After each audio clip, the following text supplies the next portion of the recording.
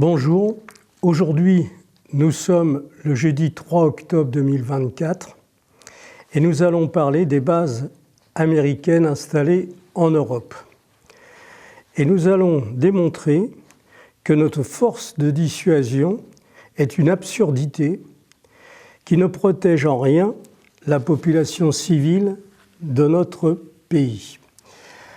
Alors pour ce faire, nous allons faire un petit retour en arrière. Vous savez que nous avions adressé début 2023 30 000 courriers à 30 000 maires de villes et de villages en France pour les informer du risque d'une guerre nucléaire et leur donner des informations techniques, scientifiques.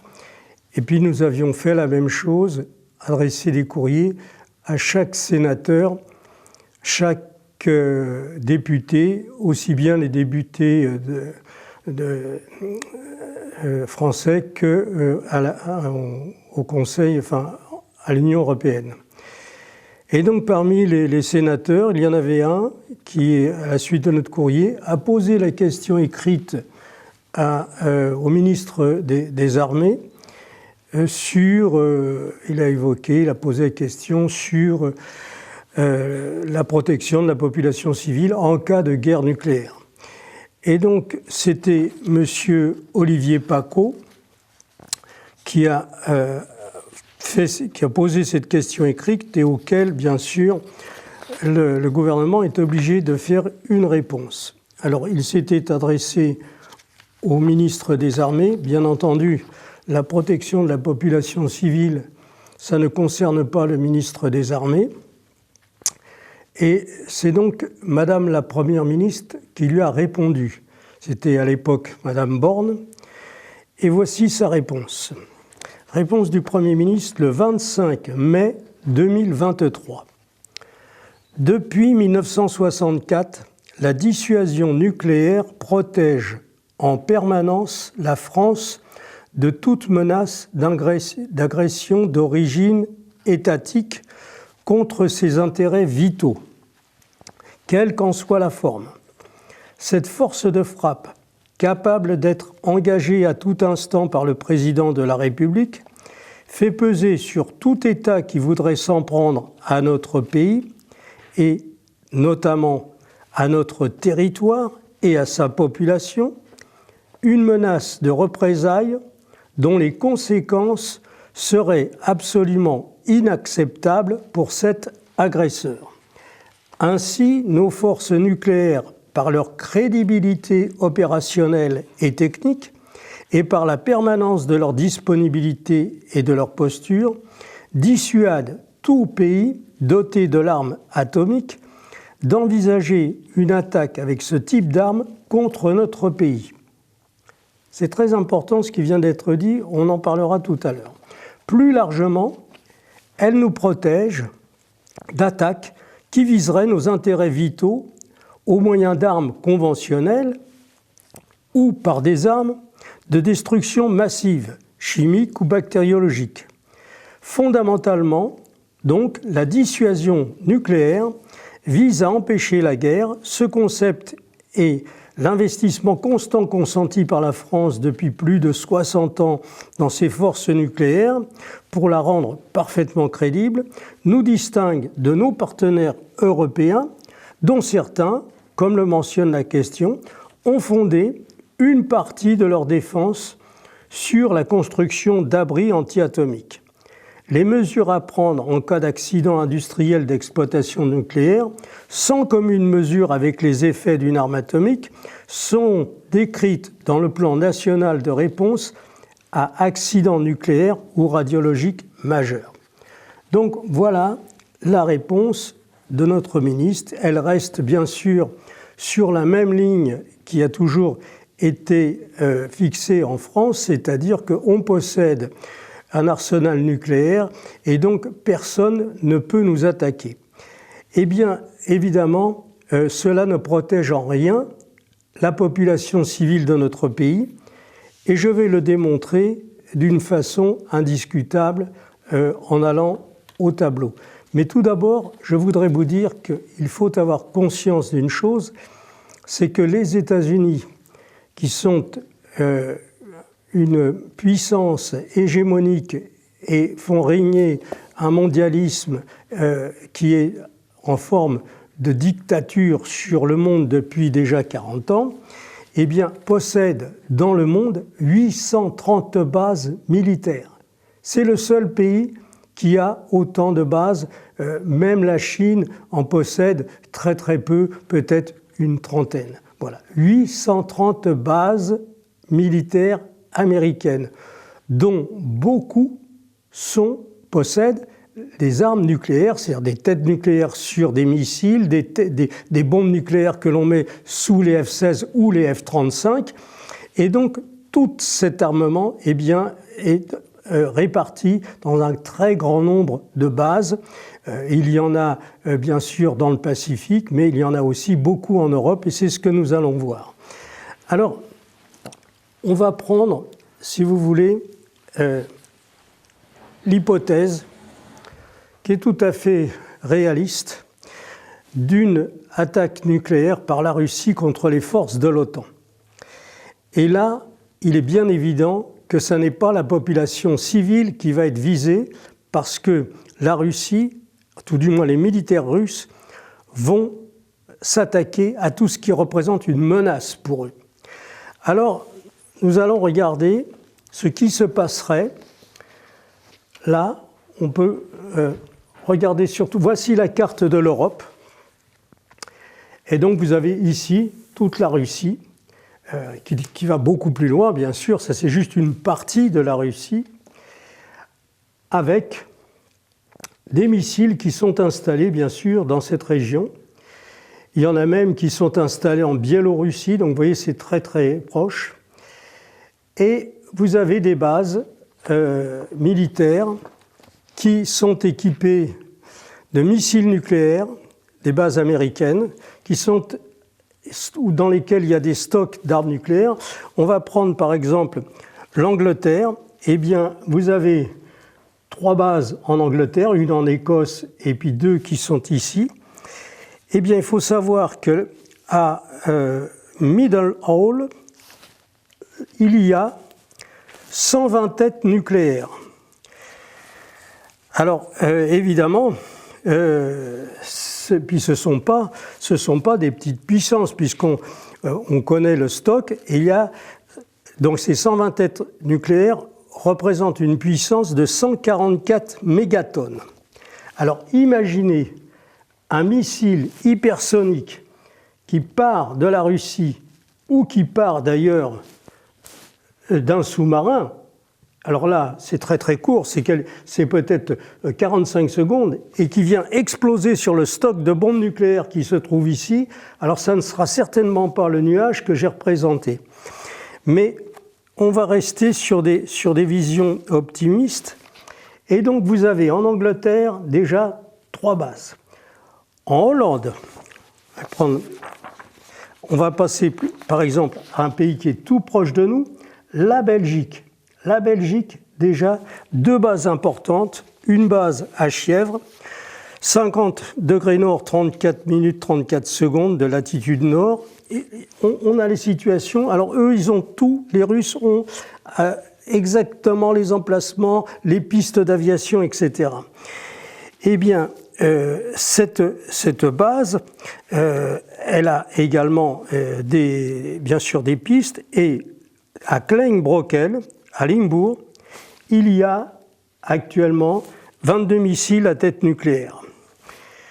Vous avez en Hollande la base aérienne de Volkel-Unden. Sont stockés actuellement 44 missiles à tête nucléaire en Hollande. En Allemagne, alors là, en Allemagne, ils sont gâtés.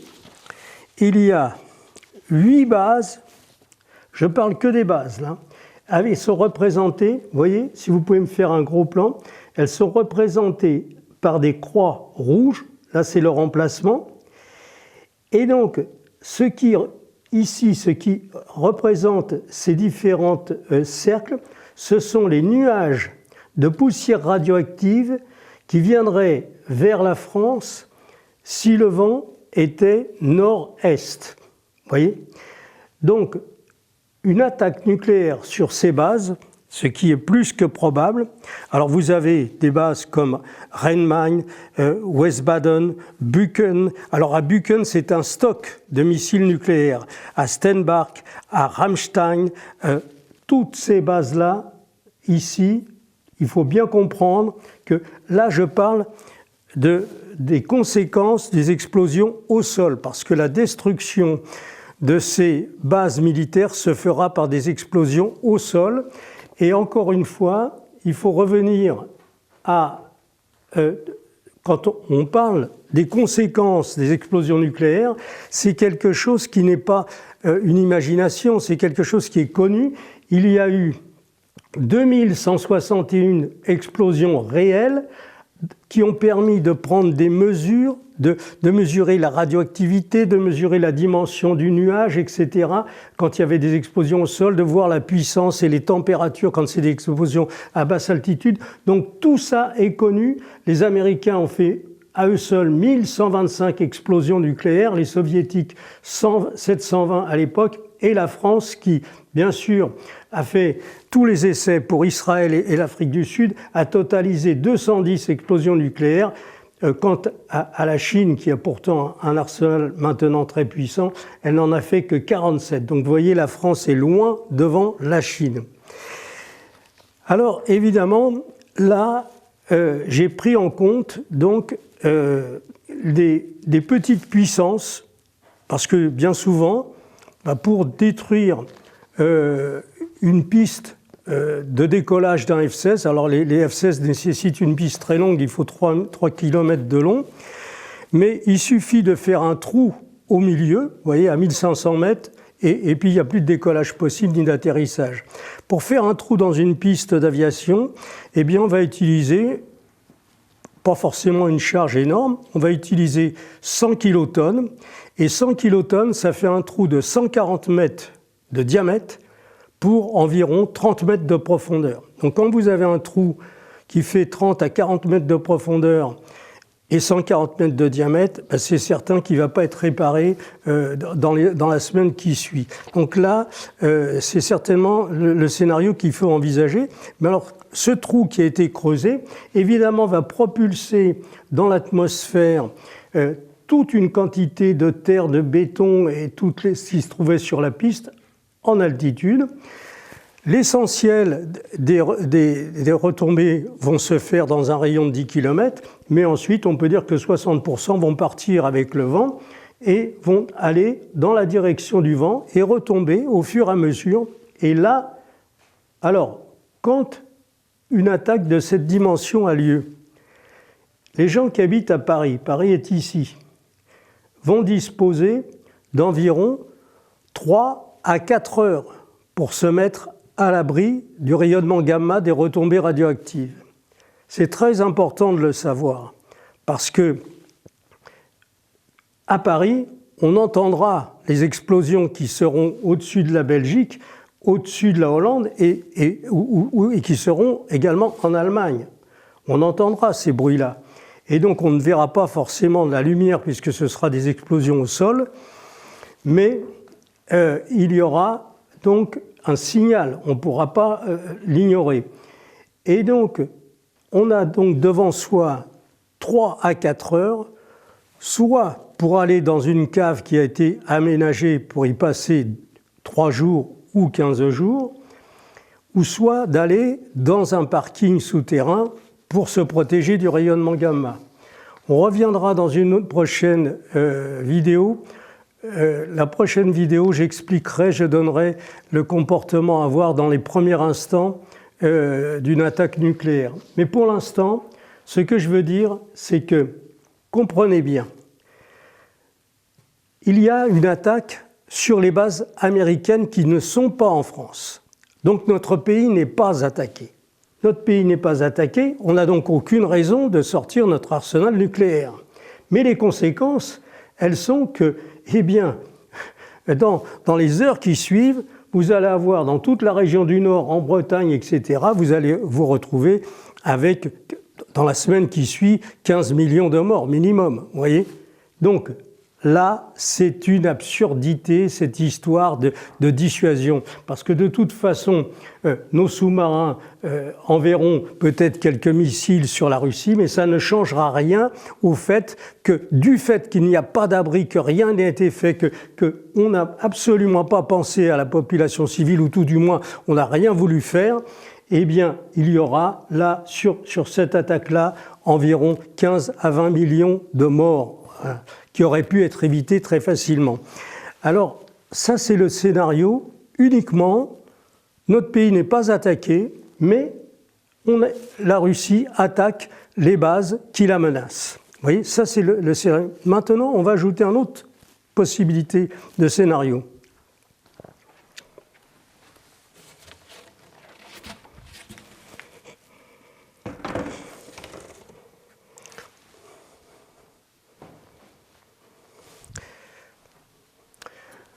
Voilà, là, c'est la France, donc le territoire de la France.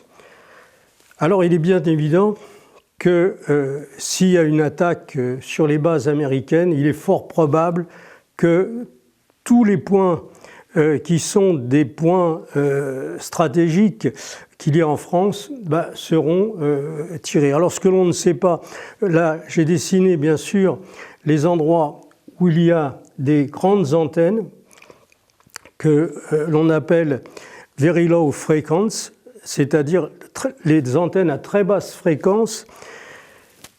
Ici, on est sur Renaix. Il y a 13 antennes, dont la plus grande est plus haute que la Tour Eiffel. Elle fait 357 mètres de haut. Il faut s'imaginer, ce sont des antennes qui sont réparties sur un diamètre de 2 km. C'est quelque chose d'énorme. C'est elles qui sont en communication avec les sous-marins et qui sont censés donner l'ordre à nos sous-marins de tirer les missiles nucléaires. Donc il est évident que les Russes savent tout ça, qu'ils ont des satellites, qu'ils observent, qu'ils ont les positions exactes de chaque bunker, parce qu'on ne va pas tirer sur les antennes, ils vont tirer directement sur le bunker qui est à 40 mètres sous terre. Et ça, il est possible qu'ils puissent le faire avec une tête conventionnelle. Il n'est pas forcément nécessaire d'utiliser du nucléaire, mais on va prendre le principe de précaution, c'est de prendre le cas de figure le plus défavorable. Alors le plus défavorable, eh bien, c'est d'envoyer une petite charge, peut-être de 20 kilotonnes, dans la tête d'un missile Kinjal, qui convient très très bien pour ce type pour la destruction des bunkers souterrains. Il a déjà été utilisé en Ukraine avec des charges conventionnelles. Il a démontré sa capacité. Le missile Kinjal descend à 40 mètres de profondeur et explose. Donc c'est quelque chose qui est connu. Alors il y a donc les antennes qui sont ici. Là, vous en avez une à côté d'Orly. Là, vous avez la base de Saint-Dizier. C'est la base de Saint-Dizier. Il y a des avions qui peuvent porter des armes nucléaires. Ici, c'est une base qui s'appelle Valduc. C'est là où sont stockées nos armes nucléaires. Vous voyez, Valduc. Alors ça, évidemment, les Russes le savent. Il y en a une autre ici qui s'appelle Avord. Alors, inutile de vous dire que c'est ce que les Russes font déjà en Ukraine. Quand il y a des dépôts de munitions quelque part, eh bien, ils envoient un missile dessus et boum, et il n'y a plus de munitions dans l'heure qui suit. Mais donc ces deux bases-là, évidemment, représentent un danger énorme pour la population civile, puisque ce sont nos armes nucléaires qui sont stockées dans ces deux bases-là. Et il y en a même une autre sur Istres, là, où il y a encore des stocks. Et puis, j'ai fait un petit nuage ici sur Toulon. Enfin, bon, là, j'ai pris l'hypothèse d'un vent qui viendrait plutôt du nord. Et donc, à ce moment-là, les retombées radioactives n'auront pas de conséquences puisque ça ira au-dessus de la Méditerranée. Là, il y a souvent la tramontane et c'est pour ça que j'ai orienté les nuages dans cette direction. Donc, imaginons que dans quelques mois, ce qui se passe au Moyen-Orient arrive à un point culminant. ou même ce qui se passe en Ukraine, parce que, comme je l'ai déjà expliqué, tant que l'armée russe avance et gagne des positions, il n'y a pas de risque pour nous.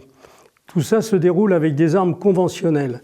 Par contre, si en Ukraine, là, voilà, là on est ici, si en Ukraine, l'armée russe qui est actuellement concentrée ici décide, et ce que je pense, d'aller prendre Odessa, à ce moment-là, il est à craindre que les pays de l'OTAN envoient des troupes au sol pour défendre Odessa, et là, les Russes utiliseront l'arme nucléaire, et l'utiliseront comment? Pas pour tirer sur l'Ukraine, ils l'utiliseront pour détruire toutes ces bases et évidemment également attaquer les États-Unis en même temps, puisque tout sera synchronisé et durera moins d'1 heure. Donc là, dans la même minute, on peut dire que toutes ces bases recevront des missiles nucléaires ou des missiles conventionnels. Mais la plupart du temps, ce sera pour une question de poids et de vitesse, ce sera des têtes nucléaires. Et donc, à tous ces nuages qu'il va y avoir au-dessus du nord de la France, on peut ajouter les nuages qui vont être générés par des explosions au sol ou dans le sol de toutes ces bases qui sont dans notre pays. Donc voilà la situation. Avec ce cas de figure, les gens ont la possibilité, ont devant eux 2 heures, 3 heures, 5 heures pour se mettre à l'abri. Mais comme ils ne savent pas ce qu'il faut faire et comme il n'y a aucune caserne de pompiers équipée avec des compteurs Geiger, eh bien c'est évident que ça va être une catastrophe. Donc, pour ceux qui nous écoutent et qui nous suivent, j'ai déjà conseillé de s'équiper d'un compteur Geiger. Il faut le faire maintenant, parce que ça fait déjà presque 2 ans que j'explique tout ça. Il y a encore quelques compteurs Geiger dans les stocks des magasins, comme Amazon ou d'autres. Mais il est évident que si si l'escalade qui se produit au Proche-Orient continue dans les semaines qui viennent, eh bien, je serais fort étonné qu'il y ait des compteurs Geiger en stock au mois de décembre. Donc c'est maintenant qu'il faut en prendre, ça coûte environ 100 €. Et le point important, c'est qu'avec cet appareil, je vais à nouveau le faire voir.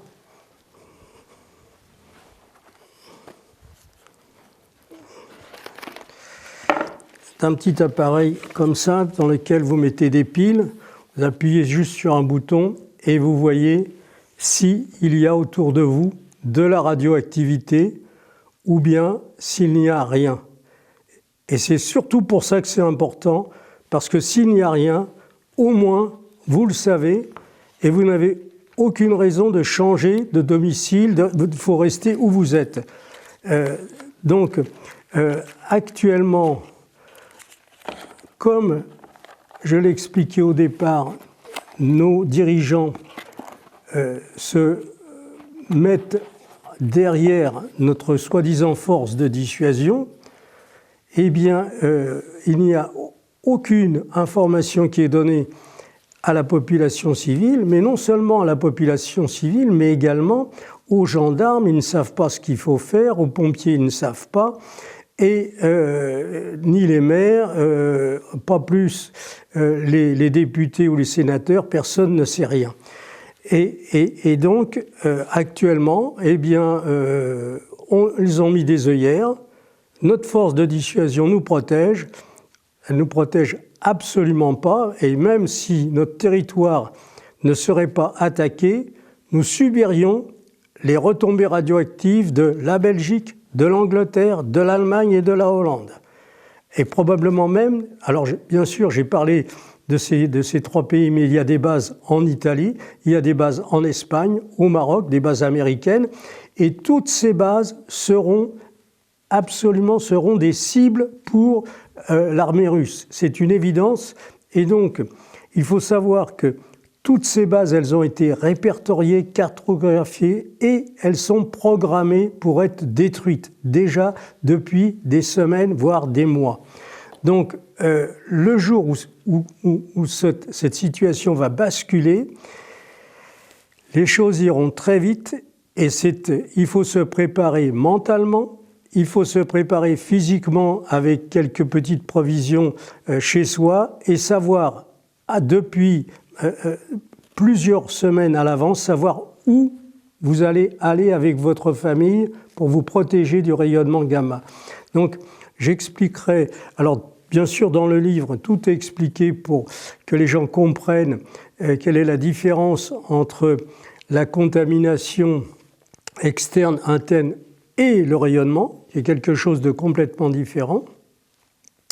Vous pouvez vous procurer ce livre, vous savez, aux éditions du Rocal, et c'est la seule façon de sauver la vie de sa famille, c'est de savoir ce qu'il faut faire. Et pour ça, il faut acquérir des connaissances techniques qui sont expliquées dans ce livre d'une façon très simple, à la portée de tout le monde. Tout le monde peut comprendre comment les choses se déroulent, à condition d'avoir les schémas, de regarder, etc., comment c'est expliqué. Donc, voilà un petit peu ce que je voulais vous dire aujourd'hui.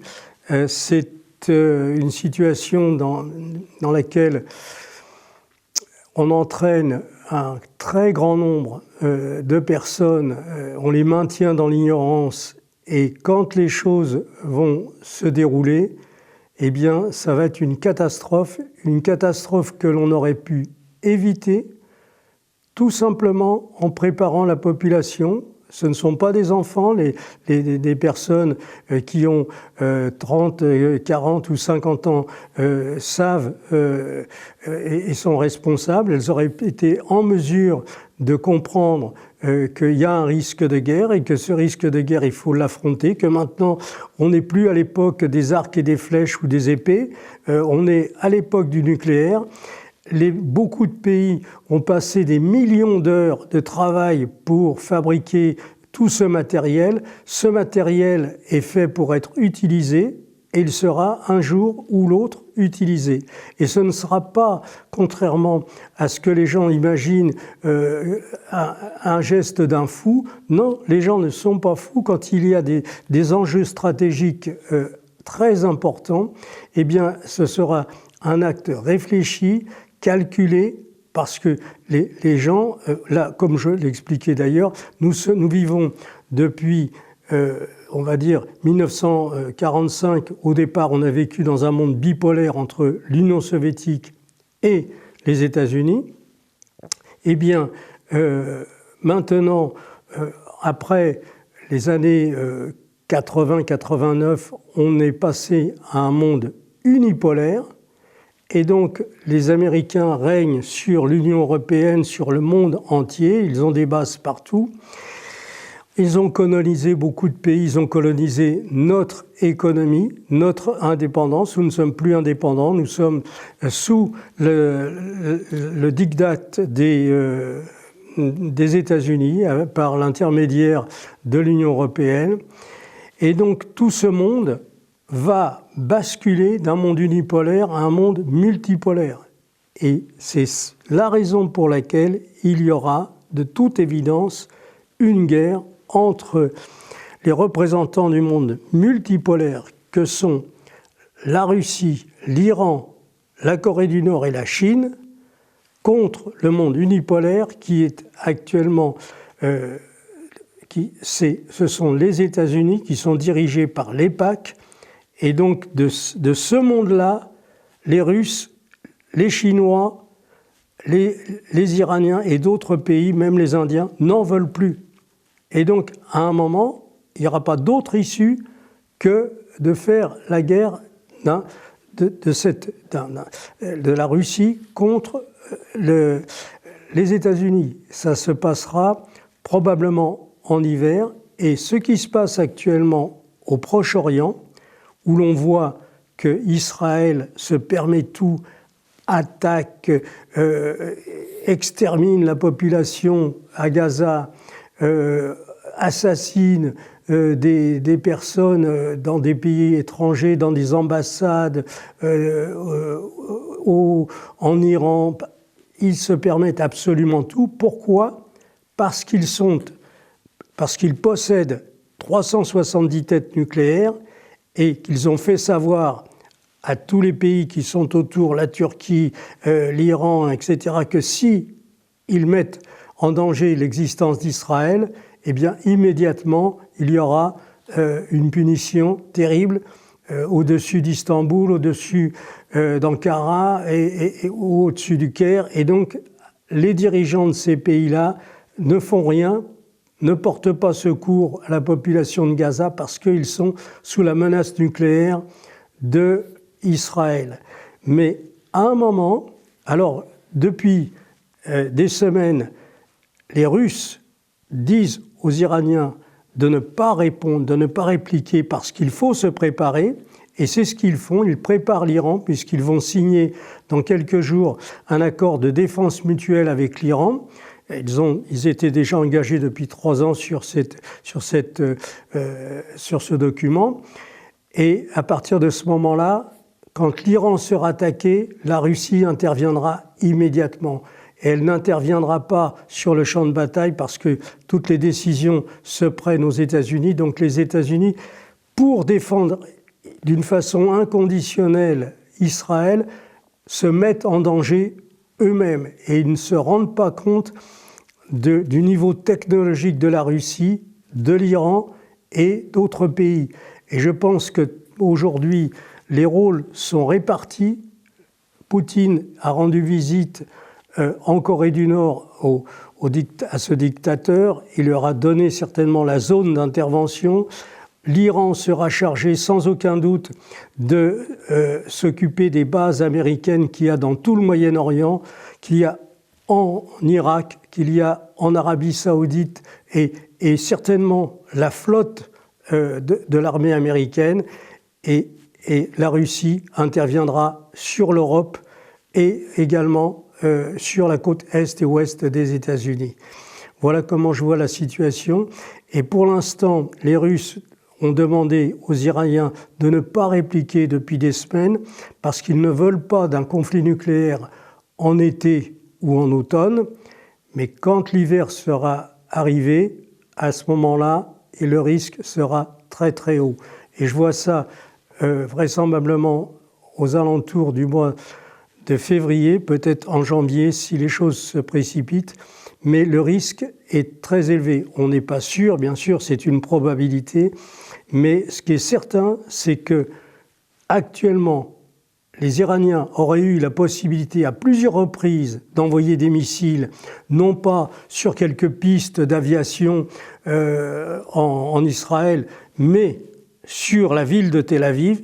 Ils ne l'ont pas fait parce qu'ils ne veulent pas actuellement déclencher le conflit. Ils attendent que la période soit favorable, éviter d'avoir une guerre nucléaire pendant la période chaude de l'année dans l'hémisphère nord. La Russie, c'est 7 millions de kilomètres carrés de forêt, et ça, c'est un danger pour eux. En hiver, les feux de forêt s'éteindront d'eux-mêmes, et donc là, ils peuvent le faire. Et n'oublions pas qu'au-dessus de la Russie, c'est l'océan Arctique, qu'en été, il y a des quantités de sous-marins et de bateaux militaires qui sont prêts à tirer sur Saint-Pétersbourg et sur Moscou, et qu'en hiver, eh bien, il n'y a plus un seul bateau parce qu'il y a une couche de glace de 2,50 m à 3 mètres d'épaisseur, et là, c'est le moment pour les Russes de s'occuper, de déclencher une guerre de cette ampleur. Voilà ce que je voulais vous dire pour aujourd'hui. Donc la force de dissuasion, c'est une bêtise, c'est une absurdité qui ne protège en rien la population civile. Le devoir de nos dirigeants aurait été de protéger la population civile de notre pays, de garder notre indépendance et de ne pas faire partie de l'OTAN. Ça, c'est une erreur fondamentale. Il faudra en sortir le plus tôt possible, mais pour l'instant, je crois que c'est mal parti. Et donc, la seule chose que nous pouvons faire, c'est protéger notre famille, puisqu'il ne faut rien attendre de la part de nos dirigeants. Voilà. Donc, je vous remercie et à une prochaine vidéo.